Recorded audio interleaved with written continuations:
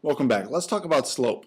In general, slope, like we're thinking about a skier or about a ball rolling down a ramp or somebody trying to go up a hill, slope is generally measured as the amount of rise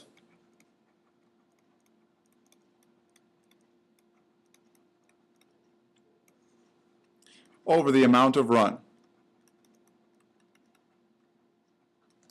So, amount up over amount across. Generally, rise over run. How does this look? We could find slope in three ways. The first way is to measure. I have a picture of a truck here. It's backing up to a loading dock. So if I'm trying to find slope, which is rise over run, I need to know how much up it goes over how much out it goes. And so if I measured this dock is going to be 6 feet high.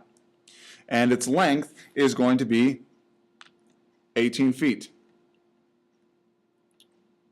All right? So if I calculate rise over run, it's how much up over how much across. Well, how much does it go up? It goes up 6 feet.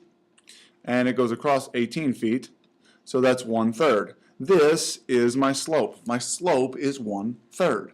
That's by measuring. The second way we can do this is to count in the coordinate plane. So for example, they've given me 2 points. Well, I need to count how much from point to point.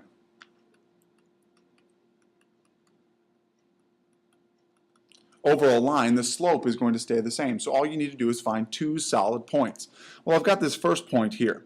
So to get to the second point, I go up 1, 2, 3, 4, 5 until I get to that level. So my rise is 5. I go up 5. And to get to that second point, I run 1, 2, 3, 4. Okay, so my rise is equal to 5. My run is equal to 4. So my slope is going to be equal to the ratio of those 2 values. So that's slope equals 5 over 4 is, you could say that it's a decimal. You could say it's 1.25, but it's really just 5 over 4. All right, so that's how we count that. In the second example in the middle column, you can try this one on your own, but I'm going to give you a hint here. We're going to go this way. Okay, this is going to be the rise. This is going to be the run. Remember which way you go, because if you go down, which way are you going? Generally start from the leftmost point. So if I run this way, is it positive or negative? If I go down, is it positive or negative? Let's look at the third way. The third way is to calculate. If you'll notice, when I did this, it was really 1, 2, and 5, 7. Well, if I have rise over run, this is really the difference in y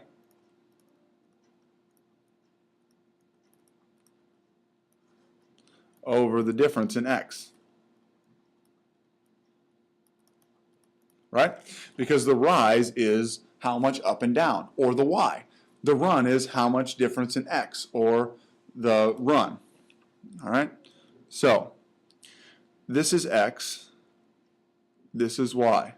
This is x, this is y. My general formula is going to be y2 minus y1 over x2 minus x1. Look at how this looks. If I have my second x coordinate, that's going to be 4, or my second y coordinate. My first y coordinate is going to be 1. And I've got my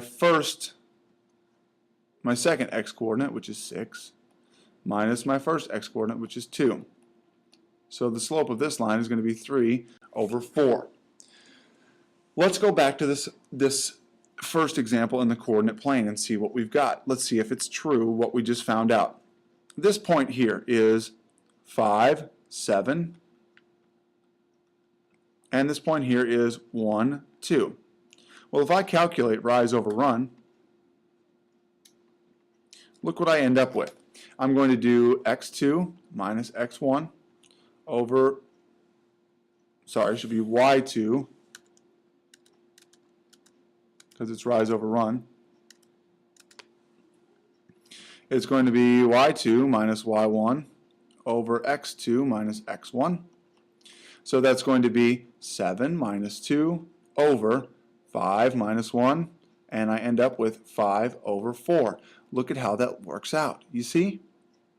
I got the same slope. That's good, because that means that our formula for slope, y2 minus y1 over x2 minus x1, is true. All right, so let's put that up here.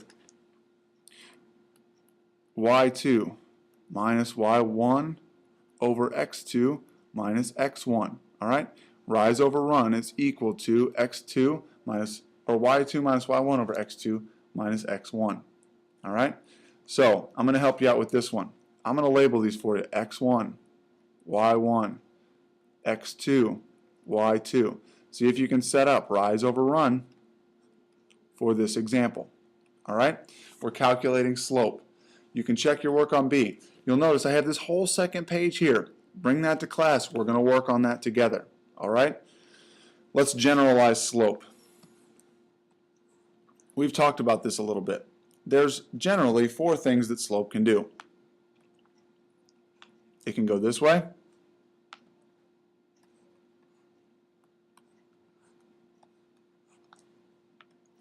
It can go this way. It can go this way. Or it can go this way. Notice, these are the 4 types of lines that we could have. We might have called them positive correlation, negative correlation, and we have a y equals and an x equals. Well, this is going to be positive slope, as you can recall from scatter plots. This is going to be negative. This is going to be 0 slope.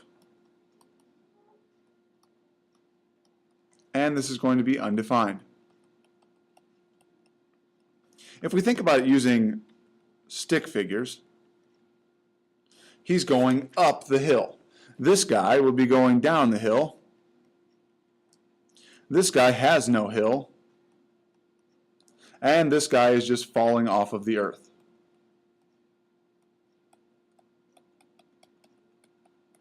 Okay? So undefined means we don't have a slope because he's falling down the earth. 0 slope would be walking across a flat land. Negative slope, you're going down a hill. Positive slope, you're going up the hill. That's the general slope. Come to class, let's talk about slope.